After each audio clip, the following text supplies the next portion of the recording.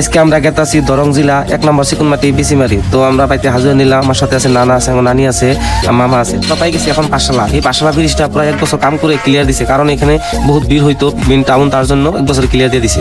পাঠশালা পার হয়ে এসে বললাম বাহেটা সারালি। এখানে সেই ভিড় হয় কারণ এখানে ওভারব্রিজ কিছুই নাই, তার জন্য এখানে খাড়ে থাকতে হয়। ট্রাফিকের জন্য বহুত ভিড় হয়ে যায়। আমি এখানে খাড়ে থেকে লাহালে পার হয়ে নিলাম। তো বাইহাটা পাড়ায় আমরা এখানে খাড়ে নিলাম, অল্প রেস্ট নিয়ে নিলাম, কারণ এত লম্বা সফরে তো গাড়ি তো এত লম্বা সফরে চালান যায় না। প্রায় 100 কিলোমিটার এসে এখানে গাড়িটা বন্ধ করে আমরা পানি খেয়ে নিলাম, গাড়িটা অল্প রেস্ট দিয়ে দিলাম। রেস্ট দিয়ে আবার এখান থেকে রান্না হবো, এক সিধায় যাবো 1 নম্বর সিকুনমাটি বিসিমারি। তো আমাদের সাথে থাকুন। তো এখন পাই গেছি আমরা দরং মেন টাউন, তার জন্য বহুত ভিড়। এখানে একটা রাস্তা, এটা হলো দরং ন্যায়হত্র।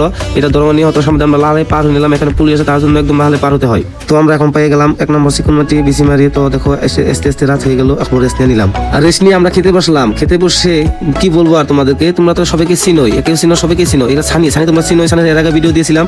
তো সানি দেখো লজ্জা করে ধরে গেল।